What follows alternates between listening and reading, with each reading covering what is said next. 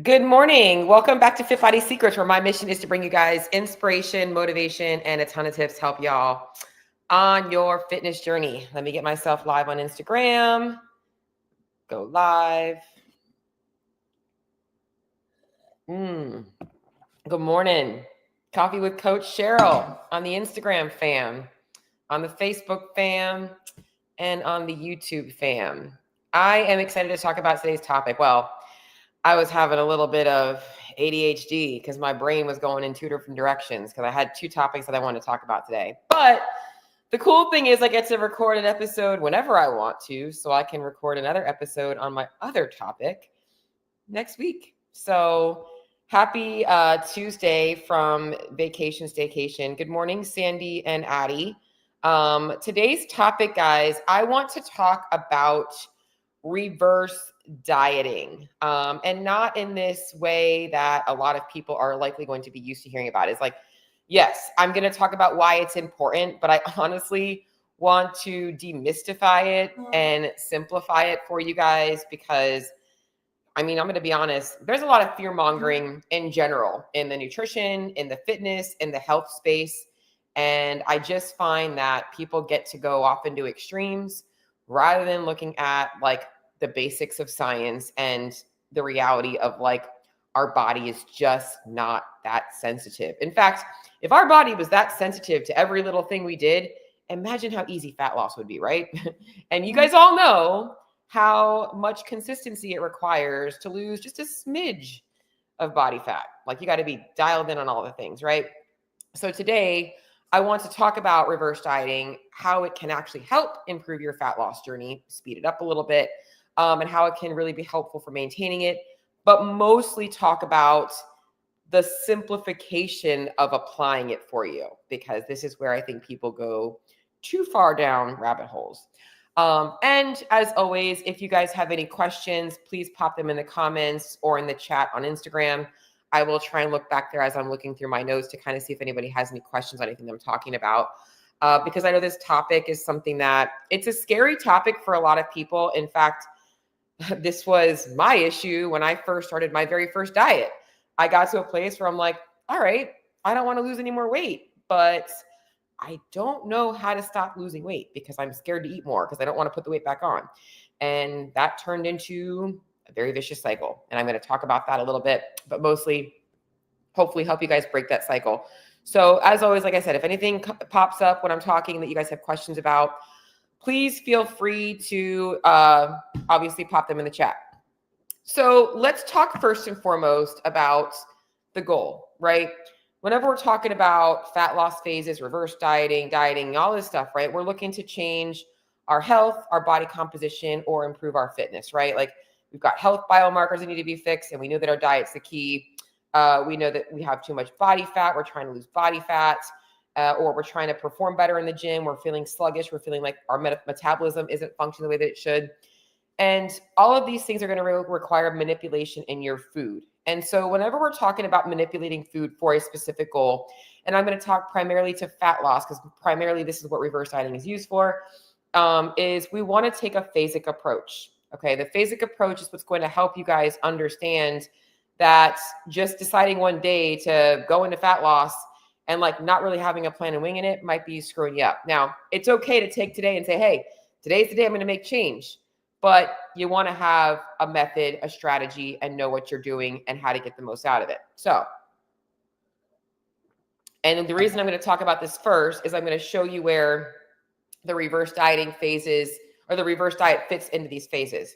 So your first part of your fat loss journey, because that's what I'm going to be targeting on right now, is you want to assess and adjust, right? Like this is like today you're like, you know what? Today's the day. I'm going to make a change. It's Tuesday.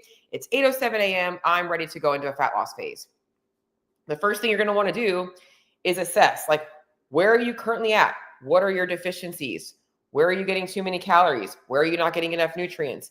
How much are you working out? How much are you moving? What are you willing to change? Like, this is the assess and adjust phase. This is also where there is an application for a reverse diet.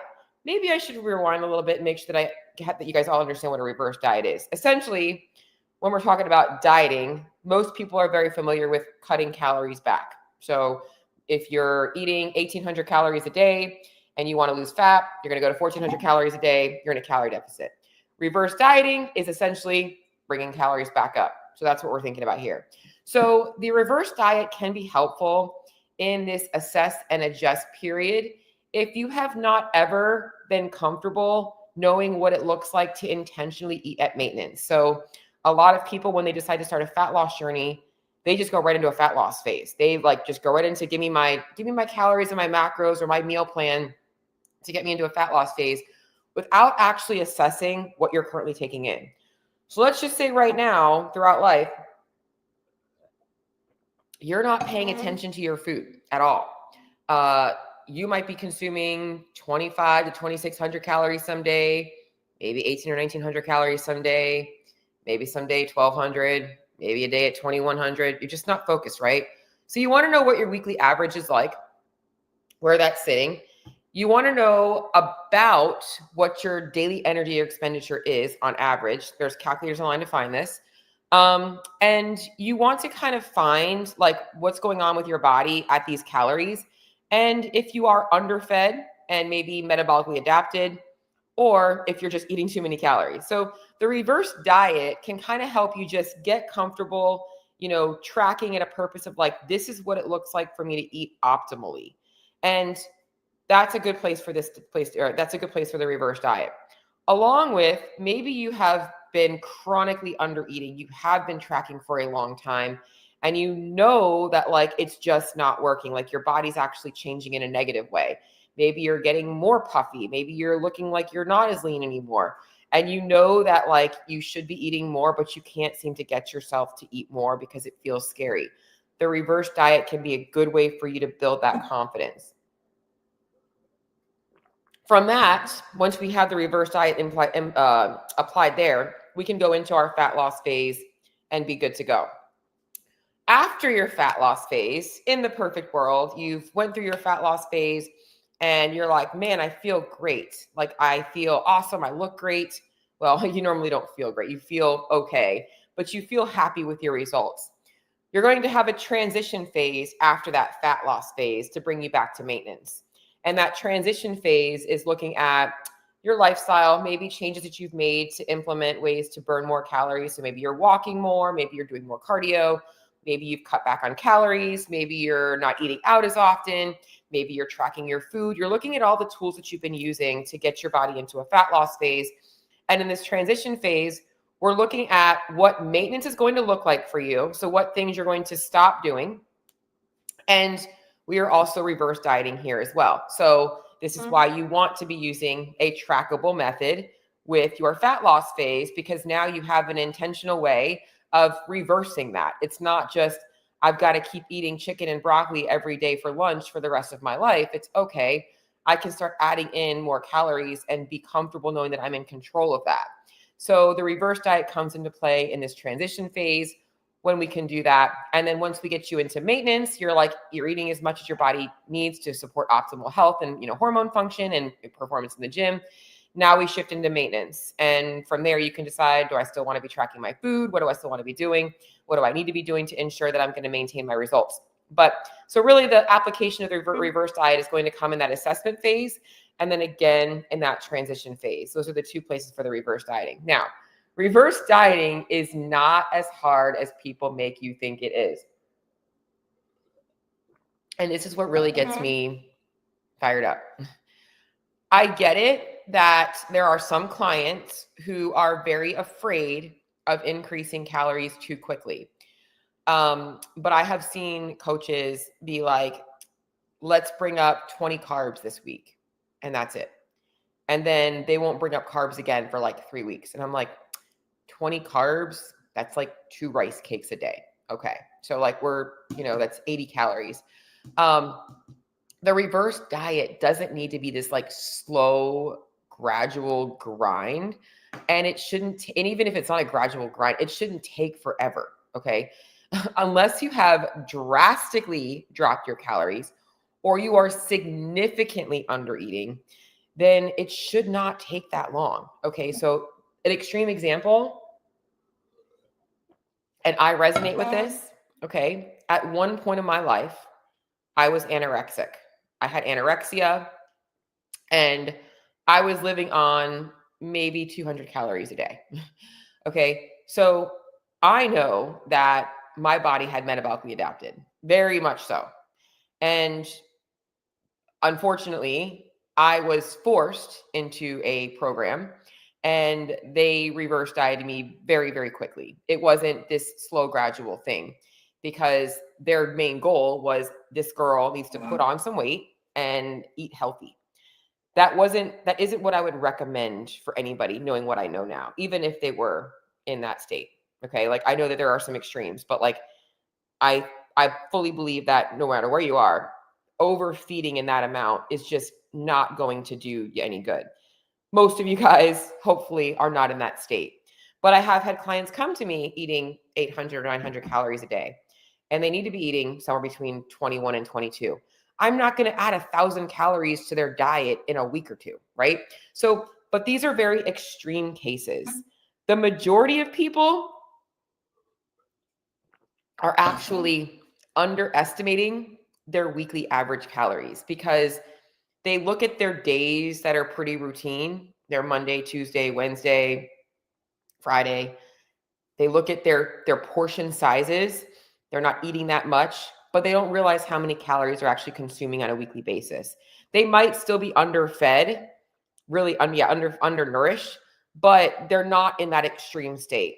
It's mostly the mental factor of like, I've never actually seen myself eat this many calories. So my first step is honestly just I don't look at that extreme. And that's why the first part of my program is just track your food for like 7 days. Like weekends, weekdays, let's see what your body's consuming on a regular basis. Because with that, it helps me understand what this person is comfortable doing. So the reverse diet should not take that long. It's mostly the mental aspect. That's the only reason it should take longer is because if a person is just very afraid of eating too much, then we have to be a little bit slower, a little bit more, whatever that person's willing to do. But like, let's talk about, the whole, like, let's just talk about how to do it. Okay. If your goal is to implement a reverse diet, like you're listening to this right now and you're like, I need to implement a reverse diet into my life because I know that I'm only ever tracking my food when I'm in a deficit and I can't maintain. I just can't maintain. Like I can do that for a little bit of time, but I can't maintain it. Or maybe you're in a fat loss phase and you're like me. You're like, I don't know how to stop losing weight. How do I stop?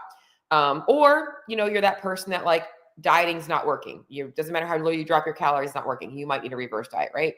So if this is you, first thing that we want to do is have that just a 7-day food audit, I call it. Just see what your body's naturally eating. Weekdays, weekends, don't worry about, feeling guilty about your food. The hardest part for this is that people like to only track when they're perfect. They don't want to track when they don't know 100% what's in the food. They don't want to guesstimate. And that's what you need to do. Unless you plan to live the rest of your life eating out of Tupperwares or only eating at home, you got to get comfortable just tracking when you don't 100% know what's going on. So you want to do that. And then you want to slowly increase your calories by anywhere from 5 to 10%. And when we talk about reverse dieting and this aspect of things, it's really important to understand that this is mostly calorically focused. However, your macro and micronutrient content does matter a lot. So if you're somebody implementing a reverse diet and you don't have the foundation of what you should be eating in terms of proteins, how much protein your body needs, what types of foods should be filling your plate in terms of fiber, in terms of nutrients, in terms of the types of carbs and fats, like you need to be looking at that balance as well. It's not saying that you can't be like higher carb, lower fat, or lower fat, higher carb, or anything like that, or higher carb, lower fat, or higher fat, lower carb. It's just knowing that like your food quality is dialed in, because if we're just increasing calories from calories, it's not going to be as beneficial for your body. The reason that we need to increase food isn't just for energy needs, it's also for nutrient needs.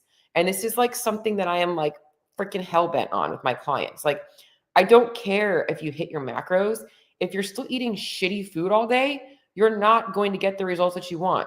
You're going to keep having hormone problems. Like, you're going to keep having all of this stuff going on with your gut. You're not going to feel good. You're not going to have energy. You're going to have injuries. Like, you got to be looking at food from more than just numbers. So as we're increasing calories, we're also looking at the quality of those calories, the macronutrient breakdown, but also, yes, having some flexibility, right? Like, if you've only ever eaten chicken, broccoli, and brown rice, like, you're like, oh my God, I can actually afford to eat a cookie. Graham, this is great. I don't have to worry about binging this weekend because I can just have a cookie whenever I want it. Like, it's a beautiful thing. But we're basically going to be increasing your calories by 5 to 10%. And hopefully you're already eating enough protein. But if you're not, you're getting enough protein and you're just bringing up the calories from carbs and fats, a combination of the two, knowing where you're deficient and what your body needs more on based on your activity level, your lifestyle, your metabolic rate, how much muscle you have, and all that stuff. And while we're doing this, we're just monitoring. We're monitoring your weight. So I like people weighing themselves daily, getting a weekly average. You're monitoring your hunger levels. You're monitoring your energy levels. You're monitoring your performance. And you're just looking to kind of take notes of how your body's feeling. Everybody wants to eat intuitive, but nobody wants to do this, right? This is the key to becoming more intuitive with your body, is intentionally learning what your body is craving and obviously how your body is responding to as you're feeding it. Okay. And then it's just a matter of adjusting every single week or every 2 weeks based on your feedback and how the scale is trending. Your protein will likely stay mostly consistent, and it's mostly carbs and fats that are going to increase unless you're just somebody who tends to like eat more protein. You know, I tend to like a higher protein diet. My body just tends to crave protein. So it just comes down to what works best for you. Also, like just knowing nutrient needs, knowing what I know about nutrition and nutrient absorption. Some people do require a little bit higher protein, but for the most part, protein will stay the same. Carbs and fats will come up. Oftentimes also, as you bring carbs and fats up, if you are eating good sources of carbs, you'll also get extra protein from that as well, which can sometimes mean you have to make your protein goes up, because if you like animal-based protein, you're going to be like, well, all of my carbs are protein sources as well. So now I'm having to cut back on my protein from animal sources. And that's not what I want. I want you to keep those proteins up. So you're going to keep your training consistent, just to kind of help with like your nutrient partitioning and keeping your lean mass obviously up. And you're just going to keep it simple. You're just going to like add food, observe, repeat. That's really how simple it is. But people just tend to overthink this. Like 5 to 10%, that's like, you know, if you're eating, you know, 1,500 calories, that's what's 5% of that? Well, I can't even do math, like 20. So 20, I can't even do math. You know what I'm saying? Let me get my calculator out. Because let's just say you're eating 1,500 calories right now, right? And you want to bring it up by 5%. Okay. That's an extra 75 calories a week. So there's your 2 rice cakes. If you want to be a little bit more aggressive, double it, 150. But you're going to slowly bring things up. Now, people are like, well, where should I be looking to get to? Okay. Your goal is you want to keep pushing things up and watching your weight trends and your feedback. And if the weight's not going up and you can eat more, eat more. Because we obviously the main implementation of a reverse diet is for people that have likely been dieting for too long. And there's a lot of fear around eating too much. Give yourself the opportunity to see what it looks like to eat as much as possible. And doesn't mean you have to eat that every single day, but now you're like, oh, okay, this is what my body feels good maintaining on. This is awesome, right? Food becomes more flexible. You feel better. You don't have to watch everything. It makes it easier to go out to eat. You know, all of that stuff is so much better. So that's about how to do it. Now let's talk about some of the misconceptions about reverse dieting that I think are so important to touch on. Before I do that, let me just pop over to the chat and make sure that I haven't missed any questions or anything like that. Anybody have any questions so far on reverse dieting that I've been talking about? And if you're just joining in and you have questions about reverse dieting, please feel free to talk to me about it now. I'm going to go ahead and move on though. I just want to make sure I wasn't missing anything. Okay, let's talk about the misconceptions. You can lose fat during a reverse diet. I see this all the time, especially on social media. Oh, she's eating more and now she's losing weight. And like, I think a lot of people go into a reverse diet thinking that they're going to lose weight. Sometimes you will lose weight in a reverse diet because it is a side effect of having more energy. When you have more energy available, your body starts to burn more calories. So somebody that has been living on like 12 or 1300 calories and they're trying to do like CrossFit high intensity training daily, they're walking a bunch, they're just doing all these things. They're likely walking around all day feeling like absolute dog shit, like tired all the time, sore all the time, constipated, just feeling like crap, periods all over the place, like just don't even know what it looks like to feel good anymore, but they're just grinding because they're just so used to grinding. In a reverse diet, this person might start to burn more calories because that entire day is now changed. They have energy, they feel good, they're moving more. They're not sluggish all the time. They have right now, if I'm doing all of this hand stuff versus if I'm sitting and I'm like, ugh, like I'm burning more calories. Like this is how reverse dieting can help you lose weight, but it's not the overall goal. The overall goal first is optimizing. So you might not lose weight. So if you're going into reverse diet thinking that I'm going to lose weight by doing this, you might, but the goal is making it easier for you to lose weight by getting your body to maintenance calories that is optimal for you. Okay. So not the goal, but it can happen as a side effect. Second misconception, and this is why I go back to making it a grind. You have to reverse diet for as long as you've dieted. Okay. I've had clients that have lost over 100 pounds, and that's not going to happen in 3 to 6 months, right? A couple of years. Do you think this person needs to be in a reverse diet for another couple of years? No. Like, that's not how your body works. Like, it's like we don't live in extremes, and that's why I don't do extreme dieting. If you do extreme dieting, you're going to continue to yo-yo your weight. You're doing a reverse diet the wrong way. You're just going from restricting yourself into binging and never learning how to do this properly. Okay, so you don't need to reverse diet as long as you've dieted. It should not take that long. In fact, for some of my clients, it only takes a few weeks. If you do it and you give it 100%, just like you gave your fat loss phase, you will be successful. If you don't, if you treat it like it's not that important, it's not going to happen. And you're going to be frustrated. You're going to be very frustrated. You're going to feel like for the rest of your life, you're half-assing your tracking, you're half-assing the whole thing, and you're not getting anywhere. Okay? Take it just as seriously as you do the dieting phase. This is going to make sure that it's easier for you to maintain. A good thing I like to talk about, and this is so important, is we talk about not making extreme dietary changes, right? So if I've got a client that wants to lose fat, I get her optimized at, call it 2,300 calories before her fat loss phase. And then in her fat loss phase, we get her down to, at the end of it, maybe she's at like 1,750, okay? I'm like, all right, so her metabolic needs have changed a little bit. We've got her into a bigger deficit. Maybe I'm adding in 300 to 400 calories, maybe 500 calories, just depending on the changes in that person's body composition. That should not take that long. As I showed you, 75 to 150 calories a week. That should be what? Maybe 4 weeks, maybe 5 weeks, maybe 6 weeks if you're in a severe deficit, but it shouldn't be 6 months or 12 months. I think that the biggest misconception, I'll just save that. Okay, that's one. Okay, that's another one. The third one is you must increase your calories super slowly to avoid fat gain. Okay. Again, this can just prolong things. This goes along with the whole thing that I just mentioned. It's like if you make it super slow, it's like being in a fat loss phase sucks, right? Like at the end of the fat loss phase, you're like, I'm getting hungry. I'm getting hungry. Okay, like I could eat more. And then I'm like, okay, like here's an extra 10 carbs. And you're like, oh, that's one rice cake. Like I could eat 4 rice cakes right now. Like that's not a lot of food. Like the slower you go, the more likely you are to just prolong the fatigue you're in. It's like just get out of the debt, like get out of the calorie debt. Like that's it. Don't have to be that slow. And this is the final one. And the biggest reason for reverse dieting is you're going to ruin your progress if you increase your food. That's not the truth.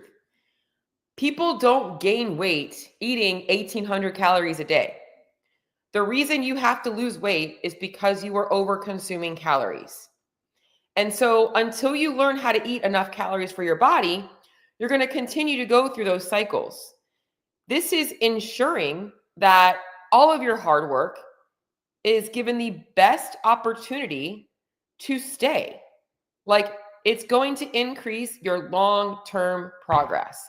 And for those of you guys looking to build muscle tissue, if you live in a chronic calorie deficit, it makes it very hard to build lean muscle tissue. In fact, you will become muscle wasting. At some point, your body will start to get the signals that you don't have enough energy available, and your body will start to burn through muscle tissue as another source of energy. Your body can convert muscle tissue into energy. And that is not what you guys want. You guys want to look lean. You do not want to look puffy and skinny fat. Like, I know that. And if you do, well, I'm sorry. That's just not what I want that's not what I want for me. It's not what I want for my clients. So if that's what you want, you're not my ideal client. So, all right, so let's talk about what you should be feeling in a reverse diet. And this is really important, okay? Depending on how much of a deficit you were in, you should start to feel better. You should start to have a little bit more energy. You should maybe feel like a little bit better sleep. Maybe your performance in the gym is improving. But something that is also very normal is hunger spikes. All of a sudden you might be like, man, like I'm getting more hungry. Like I'm actually waking up more hungry. This is completely normal, and it's actually a good sign. It's a sign that your body is responding well to the increase in energy. Food does require energy to break down, and that is a metabolic process. You know, the thermic effect of feeding, thermogenesis, we want that to happen. That's a good sign. Your body is burning through more energy, which is what you want. Okay, so those are some things that you're going to feel. You might notice the scale fluctuates a little bit in the beginning. That's why I look at weekly averages, because remember, if you're adding food, and especially if you're adding it from carbohydrates, you've got more food volume. So if I ate, 150 grams of rice, that's about 6 ounces. That's a little bit over a third a pound, right? Right there in food. That's not fats, that's food. And then that rice also has glycogen. It's going to give my body glycogen, which is going to get stored in my muscles as water. And every gram of carbs can store up to 4 grams of water. So that could be an extra 400 grams of water, which means, now I'm going to have an extra, call that 6, 12, 8, an extra pound or 2 of water weight. And this is normal. It's not fat. You shouldn't see it keep climbing up. It should kind of settle in. So it's really important that you expect a little bit of that as well.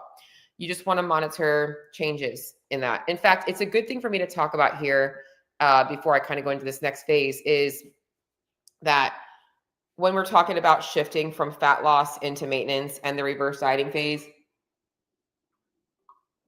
you need to understand that your lowest weight will not be your maintenance weight. Just like your leanest self will never be your maintenance self. Like, so if you have the goal of like, I want to weigh 135 pounds. Okay. If that's where you want maintenance weight to be as like your high, then you have to get lower than that, because you're going to maintain probably about 2, maybe even 3 pounds heavier than your lowest weight. That's just a natural thing. That's what's going to happen. Okay. So you need to make sure that you're committed to that. And also reminding yourself that 2 or 3 pounds does not really look that different on your body. So if you're at that point where like the diet fatigue is setting in, chasing that last 2 or 3 pounds might not be as beneficial for you as just learning how to maintain where you're currently at. Okay. So here's the last thing I want to touch on with reverse dieting. And I think that this is what's so important. The reverse dieting phase does not need to be long. It should actually be shorter because it's very fatiguing. It's actually worse than a fat loss phase because you're doing it without getting the dopamine hit of the scale going down. Like, that's the frustrating part of it. So why make it take forever? Okay. You want to get it done with, like, just like fat loss, like let's get you where you need to be. And then the main thing is what people need more of is time in maintenance. If you have only been living in a calorie deficit or a chronic trying to be in a calorie deficit, trying to be in a fat loss phase for the last year, like you need to give yourself time away from dieting, away from it and just maintaining. Like just being like, this is me living at maintenance right now. For the physiological benefits for some of you guys, but more so from the mental benefits.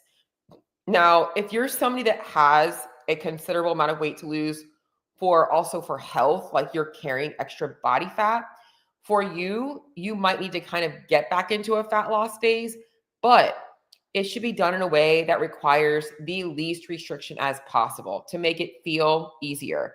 And that's really the method that everybody should be using. You know, unless you have something specific that you are getting shredded for, yeah, like a photo shoot coming up or something like that, you don't need to be living in extremes. It should not, in fact, I'm gonna say that for next week. Okay, but you want to make sure that you are in a place in like just maintaining. Okay.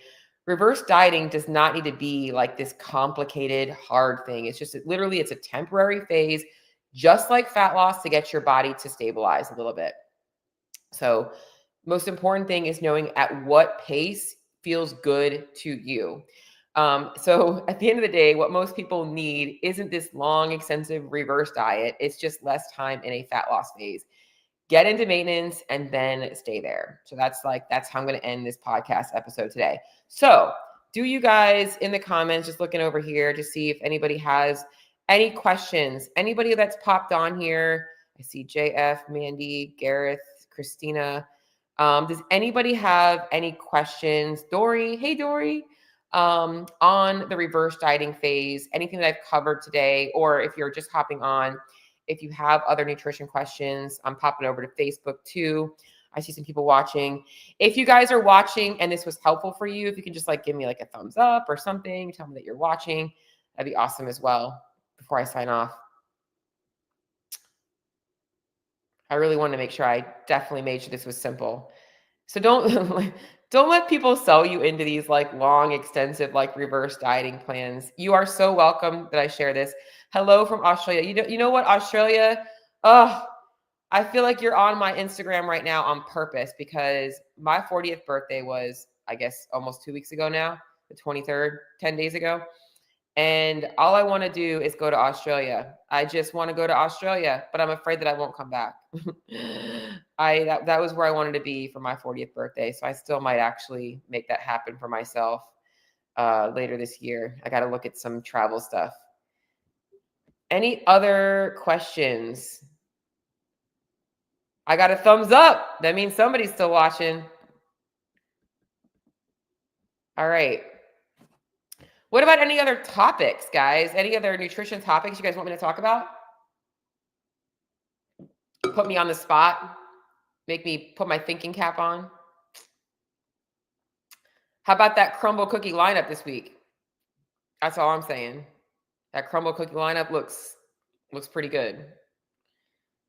Yeah, I have a feeling I would love it there, and that's why I have to book the trip. I got to make it happen. It's a bucket list thing for me. I got to get my ass to Australia. Nothing else to add, guys. Yeah, that crumble cookie lineup this week as your nutrition coach, I'm telling you, it looks worth it. That snickerdoodle, that cosmic brownie. And believe it or not, the guy that I watched his reviews on, he mentioned the blondie cookie wasn't his thing, but honestly, that was the one I was actually looking forward to. So I might have to give that one a review. I don't normally do food reviews because I'm just not good at that stuff. So I literally eat the same thing every day. So I'm probably the worst person to review food because everything different tastes good. So, but all right. Well, you guys are awesome. If you guys have anything else, questions, comments, anything you want me to talk about in terms of nutrition, your journey on fitness, performance, nutrition, fat loss nutrition, any of that stuff, just send me a DM. And I already have my topic for next week because it was the other thing I wanted to talk about today, but I decided to wait. I want to talk about this one first. Until next week, guys, I will see y'all later. Bye.